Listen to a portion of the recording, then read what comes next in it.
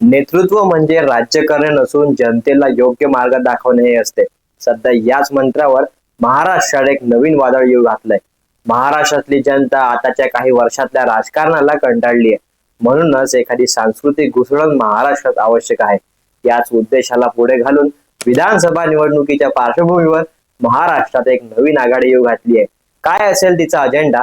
ठरणार का ती मवियाच्या मार्गातला अडथळा, की मवियास दाखवेल तिला बाहेरचा रस्ता? पाहूया प्राईम संवादच्या आजच्या भागात. सर्वांना नमस्कार, मी कौंतेय स्वागत करतो आपणा सर्वांचं प्राईम संवाद या युट्यूब चॅनलवर.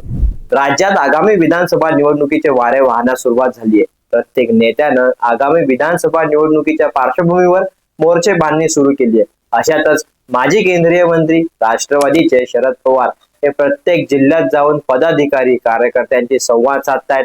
शरद पवारांच्या सांगली दौऱ्यादरम्यान त्यांनी माध्यमांशी संवाद साधला.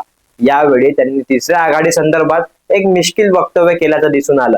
राज्यात नवीन आघाडी तयार झाली आहे, त्याचा तुम्हाला फटका बसणार का, असा प्रश्न त्यांना माध्यमांच्या प्रतिनिधीने विचारला होता. तेव्हा पवार काय म्हणाले, तर ते म्हणाले, केव्हाही हे लोक एकत्र आल्यावर परिणाम होणारच आहे. तर आमची झोप उडाली आहे, आम्ही भयंकर अस्वस्थ आहोत. आता काय आपलं होणार, असं मिश्किल वक्तव्य शरद पवार यांनी केलं. आता अर्थात यात खोचकपणा भरलेला आहे. हे काही तुम्हा आम्हाला वेगळं सांगायची गरज नाही, पण शरद पवारांनी तिसऱ्या आघाडीची दखल घेतली हे मात्र नक्की. आता हे तर क्लिअर आहे की तिसऱ्या आघाडीची मवियाला फरक पडणार, पण तो पॉझिटिव्ह की निगेटिव्ह हे पाहणं महत्वाचं ठरणार आहे. चला आता हे जरा सविस्तर पाहूया. आता जरासा लोकसभेचा विचार केला तर यंदाच्या 2024च्या लोकसभा निवडणुकीत घवघवीत यश असं कोणालाही मिळालं नव्हतं. अर्थात मविया तेव्हा महायुतीच्या पुढे होती हे विसरून चालणार नाही, पण महायुतीनेही इतर मित्र पक्षांची मदत घेता सत्ता स्थापन केली हेही विसरून चालणार नाही. आता विधानसभेसाठी इन एक महिना उरलाय. लोकसभेत जे मतदान झालं होतं ते मवियाने महायुती विरुद्धच्या रोषाने मिळवलेलं मतदान होतं. महाराष्ट्रात 2022 मध्ये पक्षांची फोडाफोड झाली. शिंदे आणि अजित पवार यांच्या आमदारांना घेऊन आपापला पक्ष घेऊन भाजप सोबत आले. उद्धव ठाकरेंविषयी जनतेच्या मनात सहानुभूती निर्माण झाली आणि शिंदे आणि अजित पवार भाजप सोबत गेले म्हणून त्यांच्यावर राग. अशा परिस्थितीत जनतेने मतदान केले. आता अशीच परिस्थिती विधानसभा निवडणुकीत पण राहील असं अनेकांकडून बोललं गेलं. पण याच निवडणुकीच्या पार्श्वभूमीवर परिवर्तन महाशक्ती या नावाने तिसरी आघाडी आकाराला येते. त्यासाठी पुण्यात स्वाभिमान पक्षाचे अध्यक्ष राजू शेट्टी, स्वराज्य पक्षाचे प्रमुख युवराज संभाजीराजे, प्रहार जनशक्ती पक्षाचे आमदार बच्चू कडू, महाराष्ट्र राज्य समितीचे शंकरअण्णा धोंडगे, स्वतंत्र भारत पक्षाचे वामनराव चटन, नारायण अंकुशे यांच्या उपस्थितीत परिवर्तन महाशक्ती या आघाडीची घोषणा झाली आहे. यासाठी मनोज जरांगे यांचंही नाव चर्चेत आहे. सध्या ज्या प्रकारे राजकारण सुरू आहे त्याला राज्यातील जनता कंटाळलेली आहे. त्यामुळेच आम्ही सुसंस्कृत पर्याय म्हणून तिसऱ्या आघाडीचा पर्याय देण्याचा निर्णय घेतला आहे. विश्वास आहे की मतदार आम्हाला साथ देईल आणि सुसंस्कृत महाराष्ट्र घडवण्यासाठी मतदान करेल. तिसऱ्या आघाडीची जागा वाटपाबाबत आम्ही सर्व नेते बसून निश्चित चर्चा करू. संपूर्ण 288 जागांवर उमेदवार देण्याचा आमचा प्रयत्न असेल, असं संभाजीराजे यांनी सांगितलंय. पण आता या तिसऱ्या आघाडीमुळे महायुतीलाच फायदा होणार दिसून येत आहे. याचं कारण काय, तर विधानसभा निवडणुकीच्या प्रचाराच्या रणधुमाळीला महायुतीने जोरदार सुरुवात केली आहे.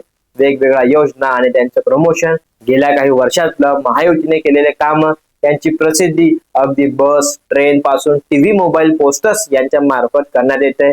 त्यातच मंत्रिमंडळाच्या गुरुवारी झालेल्या शेवटच्या बैठकीत अनेक प्रस्तावांना मंजुरीही देण्यात आली आहे, ज्यातून बऱ्याचशा जनतेच्या मागण्यांचा समावेश दिसून आलाय. या परिस्थितीत जर जनतेने महायुतीला जास्त मतं दिली तर महायुती सत्तेत येऊ शकते.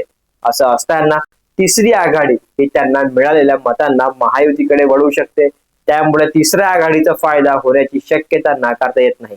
आता हा फायदा तिसऱ्या आघाडीला होणार असं कसं, तर त्याचं असं आहे की लोकसभेत अनेक दलित, मराठा आणि मुस्लिम मतं ही महाविकास आघाडीला गेली होती, कारण महाराष्ट्रात महायुती विरोधी वातावरण होतं.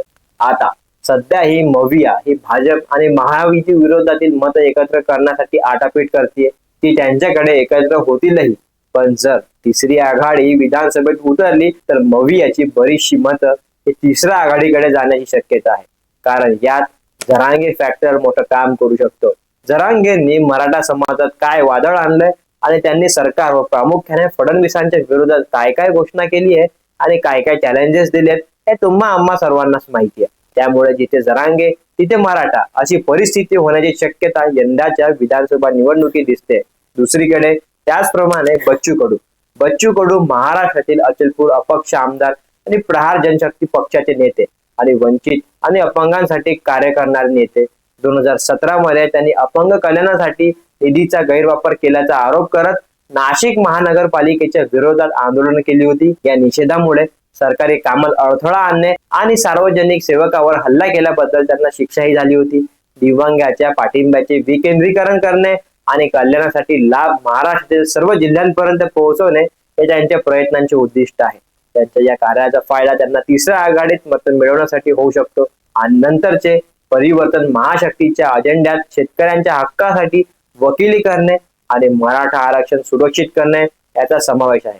कारण युतीने तळागाळातील कारणांना आणि उपेक्षित समुदायांना पाठिंबा देण्यासाठी जाहीरपणे वचनबद्ध केलंय. संभाजीराजे यांनी प्रस्थापित सत्ता रचनेपेक्षा या समुदायांना प्राधान्य देणाऱ्या राजकीय बदलांचा गरजेवर भर दिलाय.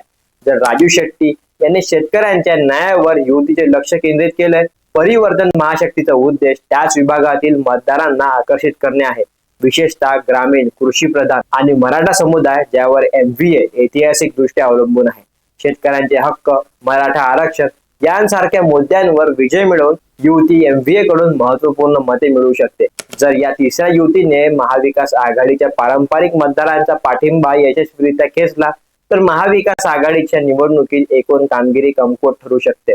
संभाजीराजे यांनी मराठा हिताचा पुरस्कार केल्याने आणि राजू शेट्टी यांनी शेतकरी प्रश्नांवर लक्ष केंद्रित केल्यामुळे परिवर्तन महाशक्ती आघाडी स्वतःला विशिष्ट ओळख आधारित मुद्द्यांशी सखोलपणे जोडलेले व्यासपीठ म्हणून सादर करते.